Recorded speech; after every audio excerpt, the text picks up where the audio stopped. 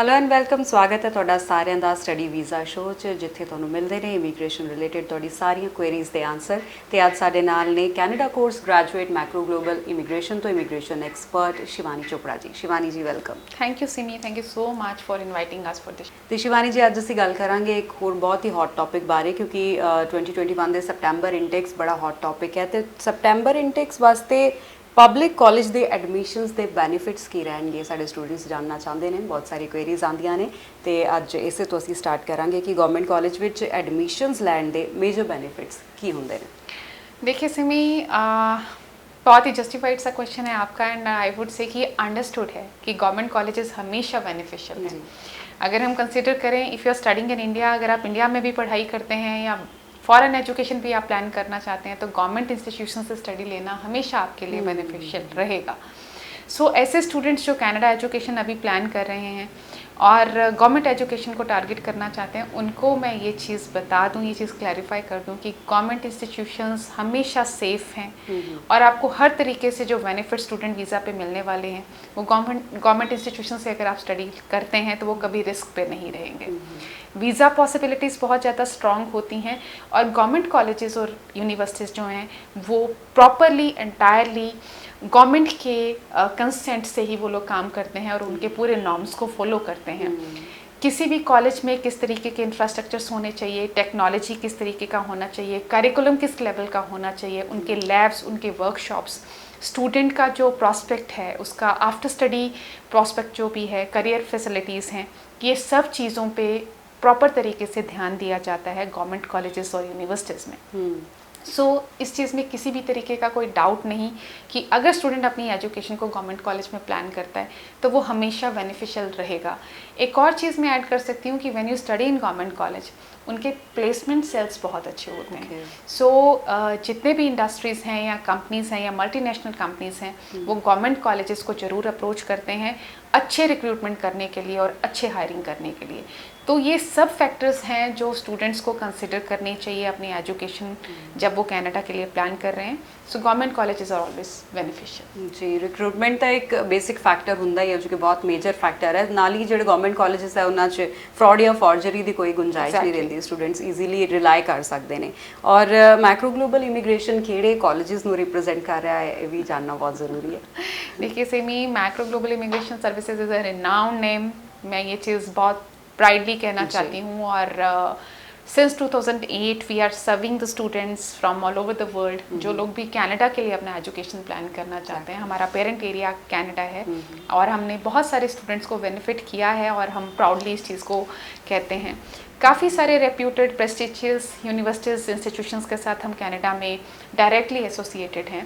जैसे कि आपने नाम पूछा है, कुछ नाम मैं ज़रूर लूँगी। सो स्टूडेंट्स हमें अप्रोच कर सकते हैं उनके एडमिशन्स के लिए। शेरिडन कॉलेज है, कॉनेस्टोगा कॉलेज है, इसके अलावा आप हम लोगों को द लिस्ट इज़ एंडलेस, लेकिन नियाग्रा कॉलेज है, सेल्क्रिक है, नॉर्दर्न लाइट्स कॉलेज है, ग्रेट ब्रिटेन यूनिवर्सिटी है, क्विंटन पॉलिटेक्निक यूनिवर्सिटी है। इसके अलावा आप हमें कांटेक्ट कर सकते हैं, कैपिलेनो है, सेंट लॉरेंस है, द लैम्पटन कॉलेज है। The list is quite big, but immediately नाम अनाउंस करना कई बार आप फंबल कर जाते हैं। But you can come and see our certifications. University of Regina के लिए आप हमसे हेल्प ले सकते हैं। क्विटलम कॉलेज के लिए बहुत अच्छे आप एडमिशन्स टारगेट कर सकते हैं। University Canada West, Algoma university, Yorkville university, the list is quite big जिसके लिए टारगेट किया जा सकता है। सो इसमें मेजॉरिटी ऑफ जो हमारे टाइप्स हैं वो गवर्नमेंट इंस्टीट्यूशंस हैं, सेमी गवर्नमेंट इंस्टीट्यूशंस हैं, जिसका स्टूडेंट हर तरीके से बेनिफिट उठा सकता है। एंड आई हैव टू से कि हर एक प्रोविंस में मैक्रो ग्लोबल के एसोसिएशंस हैं और स्टूडेंट्स के लिए यूनिवर्सिटी और कॉलेजेस के ऑप्शंस अवेलेबल हैं। स्टूडेंट्स हमें डायरेक्टली अप्रोच कर सकते हैं और इस चीज़ का बेनिफिट उठा सकते हैं। जी बिल्कुल, लिस्ट तुसीं दस्सिया कि बहुत वड्डी है, वो सारे नाम नहीं लेते जा सकते इक्को बारी। तो मैं ही सुजैसट करांगी स्टूडेंट्स अगर गवर्नमेंट कॉलेज एडमिशन चाहते हैं मैक्रो ग्लोबल इमीग्रेशन के ऑफिस आके तुसी पूरी डिटेल ले सकते हो, ਤੁਹਾਨੂੰ फ्री ऑफ कॉस्ट कंसल्टेशन भी दी जाएगी। और सब तो वड्डी गल शिवानी जी, तो स्टूडेंट्स अप्लाई करना चाहते हैं स्टडी वास्ते ना, फीस स्ट्रक्चर एक बहुत बड़ा क्वेश्चन हो जाता है कि गवर्नमेंट कॉलेज है तो मतलब हाईफाई कॉलेज है तो फीस भी ज़्यादा होएगी। तो जो कॉलेजेस नूं तुसी रिप्रेजेंट कर रहे हो उन्होंने फीस स्ट्रक्चर बारे थोड़ी इन्फॉर्मेशन जरूर दे दो। देखिए सिमी, पहले तो मैं गवर्नमेंट कॉलेज को लेके जो स्टूडेंट का एक क्वेश्चन है ये थोड़ा सा मैं क्लैरिफाई करूं कि जब आप अपनी एजुकेशन कनाडा प्लान करते हैं सो आप ये चीज़ देखें कि एक तो कॉलेज आपका गवर्नमेंट कॉलेज हो या सेमी गवर्नमेंट कॉलेज हो या प्राइवेट रेप्यूटेड कॉलेज भी हो तो चलेगा। मेन टारगेट स्टूडेंट का कनाडा एजुकेशन प्लान करने का एक ये होता है कि आफ्टर एजुकेशन उसको पीआर पॉसिबिलिटीज़ मिलें। और जब आप पीआर टारगेट करना चाहते हैं आफ्टर एजुकेशन तो इस चीज़ का ध्यान जरूर रखा जाना चाहिए कि जिस भी कॉलेज या इंस्टीट्यूशन में आप पढ़ते हैं उसमें पोस्ट स्टडी वर्क परमिट के ऑप्शंस जरूर होने चाहिए। वो एक एफिलिएटेड और एक अच्छा रेप्यूटेड कॉलेज होना चाहिए। सो नॉर्मली जो गवर्नमेंट कॉलेजेस या पब्लिक फंडेड इंस्टीट्यूशंस जो होते हैं वो इस तरीके की फैसिलिटी के साथ डेकोरेटेड होते हैं। सो ये स्टूडेंट को जरूर एक ध्यान में रखना चाहिए। अब सेमी गवर्नमेंट इंस्टीट्यूशन और प्राइवेट कॉलेज में भी आप टारगेट कर सकते हैं provided post study work permit options हों। सो ये चीज़ आप इस चीज़ का बेनिफिट लेने के लिए स्टूडेंट को भी जो है वो एक अच्छे सर्टिफाइड लाइसेंस्ड कंसल्टेंट को अप्रोच करना चाहिए ताकि बेनिफिट उठाया जा सके। इसके अलावा मैं ये चीज़ कहना चाहती हूँ कि जब आप अपना कनाडा एजुकेशन प्लान कर रहे हो आपकी खुद की भी रिस्पॉन्सिबिलिटी है कि आप रिलेवेंसी एक सही कॉलेज और एक सही कोर्स को टारगेट करें और आप इस चीज़ का ध्यान दें कि जिस कॉलेज में आप स्टडी लेने वाले हो वहाँ से आपको पोस्ट स्टडी वर्क परमिट का ऑप्शन मिलेगा या नहीं मिलेगा और आप अपनी लेटर ऑन पीआर अटेन कर पाएंगे या नहीं कर पाएंगे। सो ये चीज़ को before processing of your application आप चीज़ को इस चीज़ के लिए क्लैरिफाइड होना बहुत ज़्यादा ज़रूरी है। एडिशनली एक और चीज़ मैं कह सकती हूँ कि मैक्रो ग्लोबल आपको इंडिया में तो सर्व करता ही है। हम एक ऐसा एक प्लेटफॉर्म स्टूडेंट्स के लिए हम कह सकते हैं कि जहाँ स्टूडेंट को A to Z सर्विसेज आपको मिलेंगी। आप इंडिया से अपनी एप्लीकेशन एडमिशन्स प्रोसेस करवा के वीज़ा एप्लीकेशन प्रोसेस करवा के इनफैक्ट कनाडा पहुँच के भी जो आपकी सर्विसेज आप लेना चाहते हैं हमारे कनाडा ऑफिस से आप ले सकते हैं।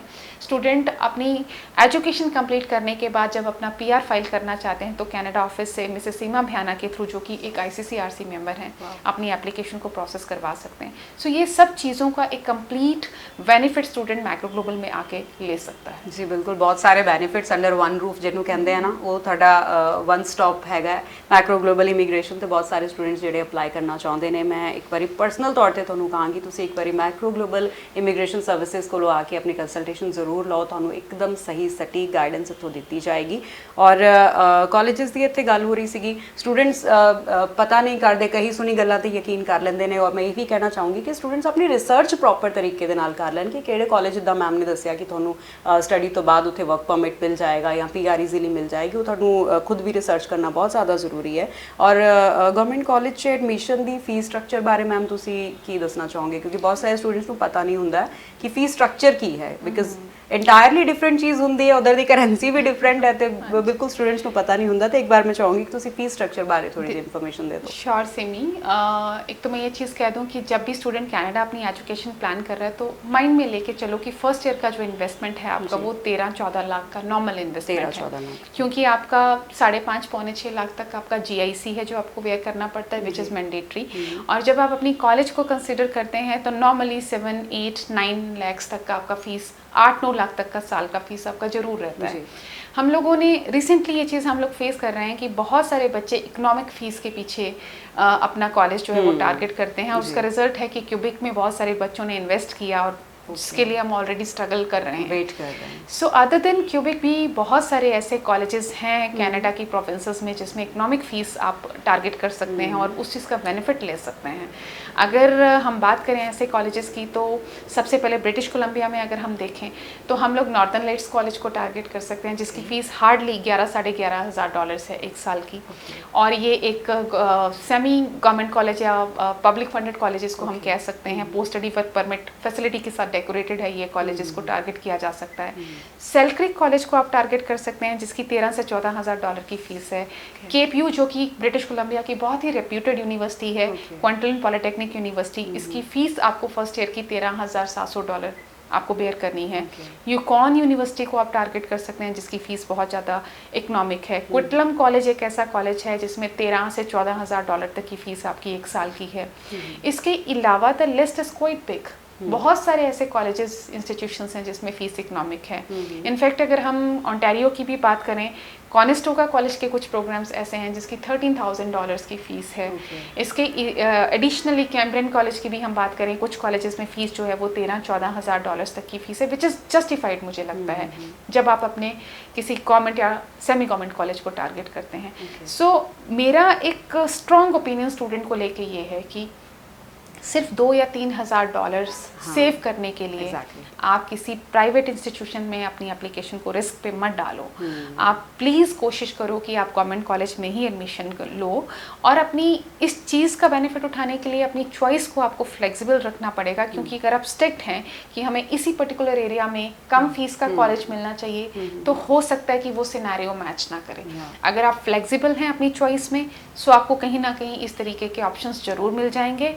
And I have to say, please approach some educated, knowledgeable consultant जो आपको किसी भी तरीके से फेक ना करे और जो इंस्टीट्यूशंस के साथ डायरेक्ट टाई अप रखता हो और आपकी एप्लीकेशन को एंड तक पहुंचाए। जी बिल्कुल, और डायरेक्ट टाई अप रखते रहे। माइक्रो ग्लोबल इमिग्रेशंस नंबर तो टीवी स्क्रीन ਤੇ ਦਿੱਤੇ ਹੋਏ ਨੇ, ਤੁਸੀਂ ਕਾਲ ਕਰ ਸਕਦੇ ਹੋ, ਆਪਣੀ ਕੰਸਲਟੇਸ਼ਨ ਬੁੱਕ ਕਰਾ ਸਕਦੇ ਹੋ ਔਰ ਆ ਕੇ ਫ੍ਰੀ ਕੰਸਲਟੇਸ਼ਨ ਆਰਾਮ ਦੇ ਨਾਲ ਲੈ ਸਕਦੇ ਹੋ। ਗਵਰਨਮੈਂਟ ਕਾਲਜ ਦੀ ਗੱਲ ਹੋ ਰਹੀ ਸੀ शिवानी जी, और गवर्नमेंट कॉलेज के वीज़ा की अगर हिस्टरी की आप गल करिए तो कितना को पॉजिटिविटी रेट है? देखिए सिमी, ऐसा है, दो चीज़ों को हम लोगों को बहुत अच्छे से अंडरस्टैंड करना चाहिए जब स्टूडेंट एप्लीकेशन की हम बात करें। जी, डेफिनेटली अच्छा कॉलेज होना, कॉलेज का रेपुटेशन, उसका करिकुलम अच्छा होना बहुत ज़्यादा मैटर करता है, लेकिन इसके साथ साथ ये भी मैटर करता है कि स्टूडेंट का प्रोफाइल कितना स्ट्रॉन्ग है। अगर आपके एकेडमिक स्कोर्स अच्छे हैं, आपका आइल्स एज पर रिक्वायरमेंट है, आप एक रेलिवेंट कोर्स में एडमिशन लेके अपना एप्लीकेशन प्रोसेस कर रहे हैं, तो 100% आपको वीज़ा मिलेगा। लेकिन अगर आप वीक प्रोफाइल के साथ गवर्नमेंट कॉलेज में ये सोच के एप्लीकेशन फाइल करेंगे कि हमें वीज़ा मिलेगा, तो उसके चांसेस बहुत ज़ीरो हैं, बहुत कम हैं। क्योंकि अच्छे कॉलेजेस में अच्छे रिजल्ट्स लेने के लिए आपका प्रोफाइल कम्पिटिटिव होना बहुत ज़्यादा ज़रूरी है। सो ये पेरेंट्स का रिस्पॉन्सिबिलिटी है, जो बच्चे रेडी हैं एप्लीकेशन प्रोसेस करने के लिए वो एक अच्छा कॉलेज टारगेट करें, और जो बच्चे अभी कमिंग ईयर्स में क्वालिफाई करने वाले हैं वो अभी से अपनी एजुकेशन पे वर्कआउट करें। ग्रेड 12 के जो एग्ज़ाम्स हैं वो मई मंथ में होने वाले हैं, बीच में हम लोगों के पास पूरा 1 महीने का टाइम है। सो स्टूडेंट्स अपना पूरा एफर्ट डालें ताकि उनकी जो परसेंटेज है वो 70-80% क्रॉस वो करें, और इस ग्राउंड पे वो अपने वीज़ा के लिए पूरा एक पॉजिटिव माइंड बना के रख सकते हैं। एंड अगर आप 80% प्लस टारगेट करते हैं तो कनाडा के बहुत सारे कॉलेजेस और यूनिवर्सिटीज़ आपको स्कॉलरशिप ऑफर करते हैं। सो उस चीज़ का भी बेनिफिट जो है वो साथ के साथ उठाया जा सकता है। सो ये दोनों फैक्टर, अच्छा कॉलेज होना और अच्छा प्रोफाइल होना, मैटर करते हैं एक पॉजिटिव वीज़ा रिजल्ट के लिए। जी बिल्कुल, जिन्होंने हले अप्लाई करना, आई बिलीव अजे भी अप्रोप्रिएट टाइम है, तुसी प्रॉपर स्टडी करके अच्छा स्कोर हासिल कर सकते हो। 80+ अगर तुसी हासिल कर दो, डेफिनेटली बहुत अच्छा गवर्नमेंट कॉलेज तुहानू मिल जाएगा। प्लस आइल्स का स्कोर भी मैटर करता है, तो तुसी थोड़ा जिहा और जोर लगा के जो अपने बैंड्स बहुत अच्छे सिक्योर कर दो, दैन डेफिनेटली तुहानू बहुत ही अच्छे कॉलेज एडमिशन मिल सकती है।